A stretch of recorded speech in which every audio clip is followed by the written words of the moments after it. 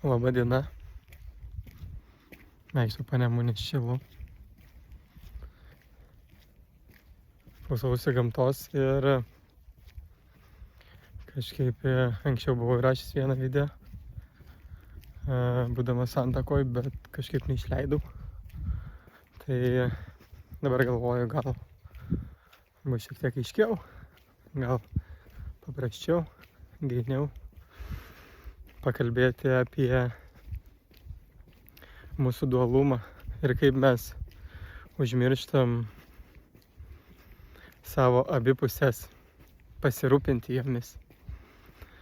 Mes nuo pat vaikystės išmokstam rūpintis išorę, kada prasiskeliam, nugriūnam, iš karto mum uždeda pleistriuką, uždeda trauklapį vaikystėje, kaip futbolą žaisdavai. Ar jeigu prasikerti, veža iš karto į ligoninę. Bet liūdniausias dalykas yra tas, kad mes lygiai taip pat prasiskeliam ir savo vidų, kurio apčiuopt negalim. Ir kada negalim apčiuopt, tai automatiškai mum galbūt tai labai akivaizdu ir nebūna.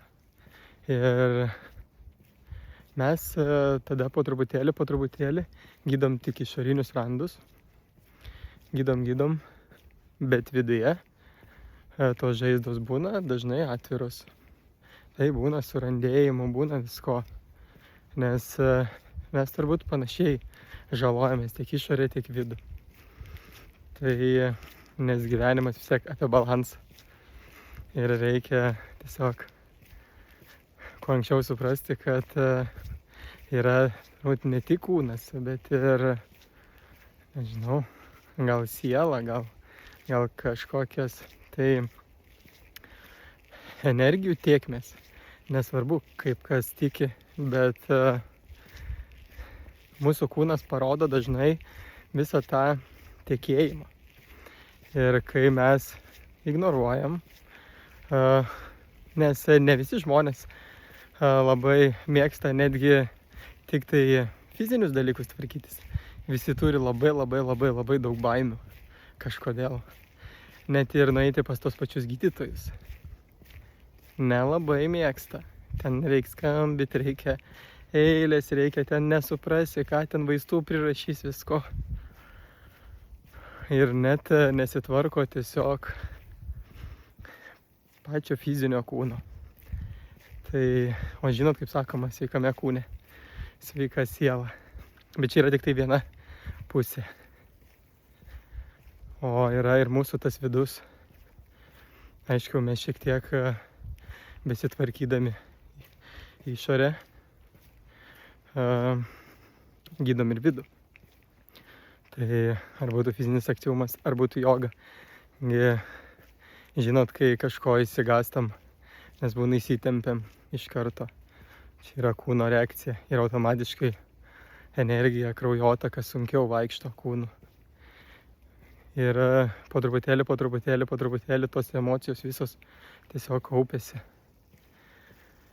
Ir mes galim tik tais gilinantis, paleisdami tas emocijas, atpalaiduoti irgi kūną.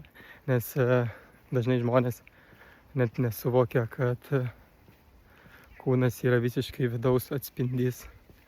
Ir jeigu yra kažkokios įtampos nugaroje, yra įtampos sprande, galbūt skauda sąnarius kažkokius, ar tiesiog darosi įvairios ligos. Tai tiesiog yra ženklas, kad po truputėlį turim atsisukti į save. Tai reikia tiesiog po truputėlį nebijoti net tų pačių gydytojų, bet kartais net ir nereikia tų gydytojų. Reikia tiesiog pabūti su savim, padaryti tai, ką mėgsti. Galbūt nueiti į masažą, skirti savo laiko, pavaikščiot gamtoj, pagulėti ant tos pačios žemės.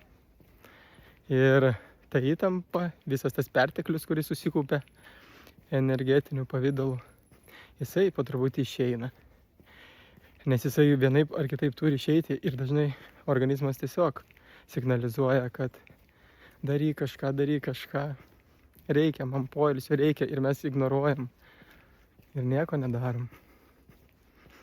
Dažnai žmonės net nesuvokia, ant kiek turi viduj visokių randų, nes mes išmokyti tik tai išorinius randus gydytis. Tai nuo pat vaikystės. Užsigavai tepaliukas, va, skauda gerklę, vaistukas. O jeigu kažkur tau skauda viduje, galbūt kažkas kažką atsakė blogo, galbūt įžeidė, gal įskaudino, gal kaip elgėsi, taip su tavim nepasielgia ir visi šitie dalykai lygiai taip pat žaloja. Tai ir mes tik tai nuėję, nesvarbu, nors ir būtų psichologai ar šiaip koksai kitas žmogus, kuriam gali atsiverti iš tikrųjų nuoširdžiai. Pasikalbėję, tu suvoki, kiek iš tikrųjų yra tų pilna randų. Ir kartais vieno pokalbio būna palengvėję. Ir kūnas atrodo visai kitoks tampa. Jis atsipalaiduoja ir nuo pečių įtampa atslūgsta, nugaros galbūt taip neskauda. Visi sako, kad čia dažnai kalbu, bet neduodu jokių įrankių. Žinot, koksai nuostabiausias dalykas, kad visi įrankiai yra pas jūs viduj. Ir kiekvienas yra labai individualus. Galima būtų sakyti, darykit jogą, tenai nustos nugaras skaudėti. Bet nebūtinai. Kitam pakaks tiesiog pasivaikščioti, nes jisai mėgausis vaikščiodamas, o jogą darydamas jam gal bus visiška frustracija. Ir jausis nemaloniai, tai jisai kitur tiesiog įtampų prisikaups, nes reikės jam laužyti savo valią vidinę.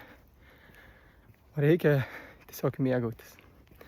Ir po truputėlį visi tie vidiniai blokai nukrenta. Tai kažkaip po truputėlį reikia nepamiršti to savo dualumo, kad esam ne tik kūnas, bet ir energija. Tada pagalvoti, kas aplink mus yra, su kuo norėtumėm būti, ką norėtumėm veikti. Bet visi atsakymai yra jūsų viduj tik tai jeigu klausit. Nes dažnai sako, kad va čia pakalbė, bet nieko iš to visiškai. O mano tikslas yra ne įrankius duoti. Mano tikslas, manau, yra, kad mes per diskusiją ir per iškeltus klausimus kiekvienas individualiai savo atsakytumėm, kas mums tuo metu gerai. Nes jeigu visą laiką duoda kas nors įrankius ir tu bandai, tai tu eini ne savo keliu, ne savo vidiniu, to intuicijos keliu. Tai, žinot, tą posakį, kas tinka visiems, netinka niekam. Tai mes turim patys savo nuoširdžiai atsakyti, ko mes iš tikrųjų norim gyvenime. Ir tada daug problemų dings. Kaip ir lygos. Visokios lygos yra tam, kad mes kažką tai keistume, kažką suvoktume, kad kūnas parodytų, ką mes blogai darom. Ir tada, priimdami tam tikrus sprendimus, atkreipdami dėmesį, mes padėkojam visai tai savo intuicijai ir savo kūnui, kad jisai mums padeda iš tikrųjų atrasti savo tikrąjį kelią. Tai linkiu visiems daugiau pastebėti savo abipusės, tą mūsų nuostabų dualumą ir nebijoti nei gydytojų, nei būti atviru. Tiesiog labiau klausyti savęs ir dėkoti už visas tas intuicinės galias. Ir po truputėlį lavinant vis tapti laimingesniu ir laimingesniu. Tai nuostabios visiems dienos. Ir būkit laimingi ir pilni, svarbiausia. Pilni būkit.